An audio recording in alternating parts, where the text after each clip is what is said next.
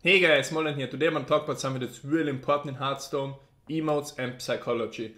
Now a lot of people on Reddit and forums reported that getting 12 wins or getting a high number of wins in Arena is getting harder and harder. And this is just a natural progression of the game because let's take a look at Hearthstone. I mean, if you start to get to know all the cards, there isn't that much difference between players because knowing how or what's the best play in a certain hand is not that difficult, to be honest. So the question is, what really sets like the best players apart from like the average players, and what really makes you like a winning player in Arena, which means you achieve more than 7 wins on average? Well, it's the small things. It's not like how to draft the deck or how to play a certain situation. It's more about like special things in addition to like knowing how to draft and knowing what are good plays and knowing how to combo cards and so on. Because the thing is, the basic knowledge of like how to draft or how to play is something that can be taught on streams, on websites, and that's something that like probably every player is able to acquire if he plays the game long enough.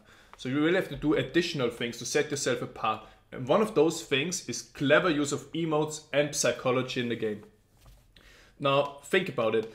You know, for streamers, like stream sniping has become an issue where people like look at your stream when they play against you and know which cards you have. Now why is this an issue? It is a big issue if you play a mage and the opponent knows you have flame strike, because then he can play around it. It's also a big issue if you, for example, play constructed and, for example, a druid looks at your cards and he knows, oh, this guy has a black knight. And then of course he's not going to play a taunt into you. Now, that's what's really important. But the thing is, what a lot of people don't know is that those information, what opponents have, you can actually get yourself by just paying attention and playing smart. Now, for example, I can give you a few examples that happened to me quite a lot.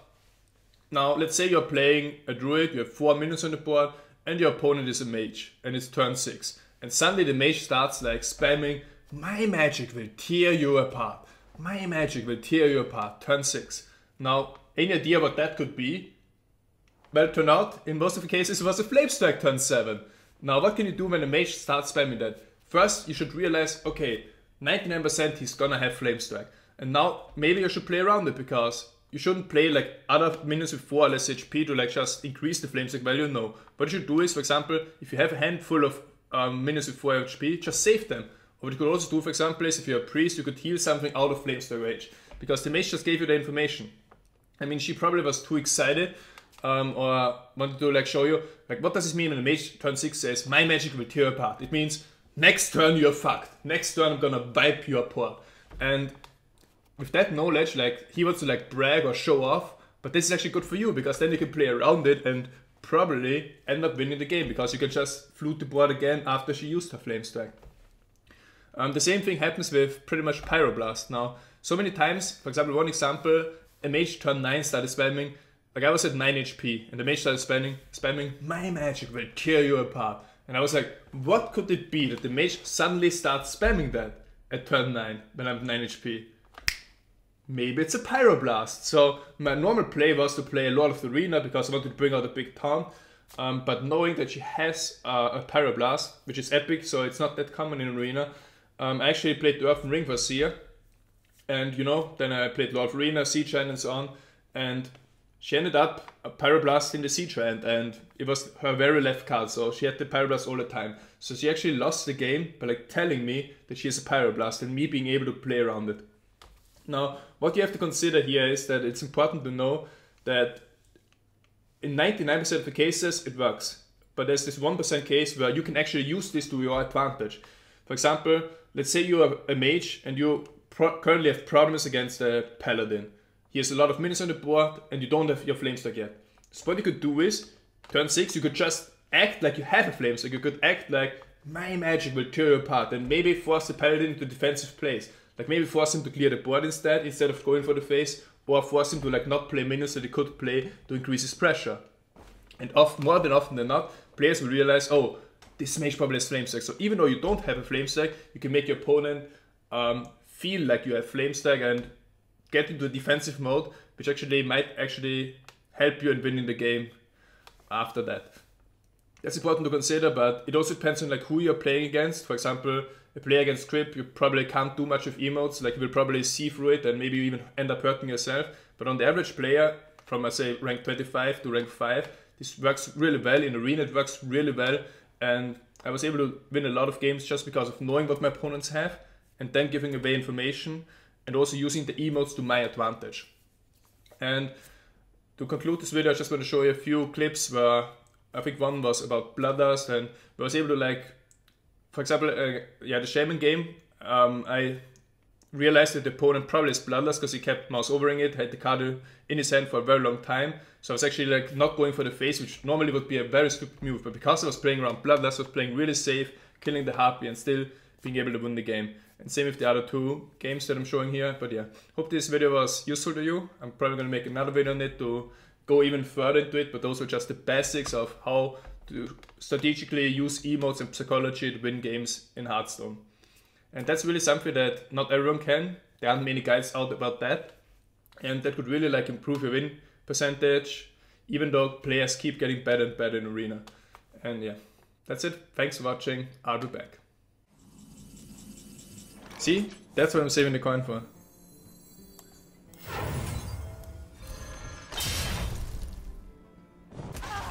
Here we go. How you do it?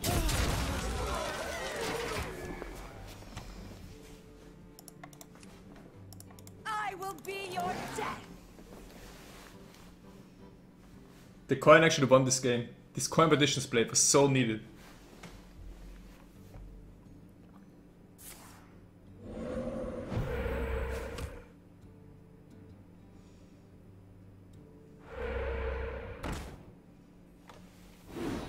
Give me 1 damage, let's end this here. Alright, we have to play it safe. How you doing? Bloodlust would be OP otherwise. Here we go.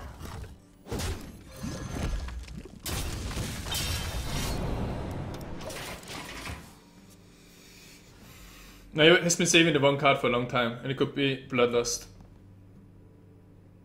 You might see a Bloodlust. If it is Bloodlust, he has to use it now, unless it's something else to save his ass. Yeah, that is something else.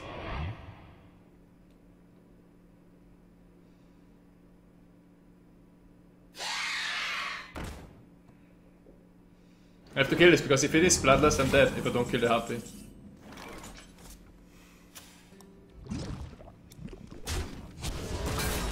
How you doing? Here we go.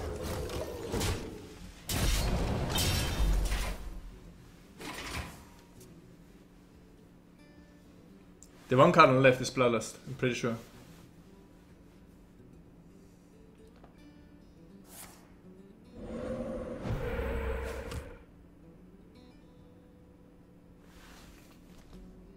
Well played. See? So predictable! So predictable!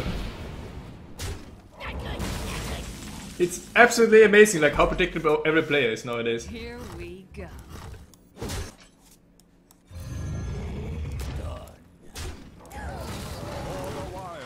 I'm gonna bring out something big now. If she had a polymorph, she would have used it on Sunwalker like when I spawned it with Divine Shield. So unless she top decked the polymorph, I should be fine here. She might have a pyro though for the giant. I think the card on the very left could be a pyro. Because she keeps targeting the giant with that. What to do? What to do? Yeah. See? So predictable. Like those mages, they're so predictable that they get to 11 and 12 wins because they're mages. Like he couldn't have been more unpredictable with this Pyroblast here. I'm ready. I'm not ready. Reporting for duty.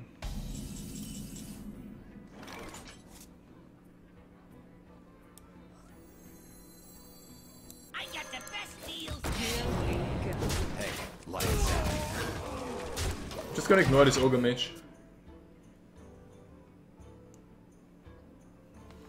He can Kings it. He probably has a Kings. Like the way he's like active with his cards, it seems he has a buff.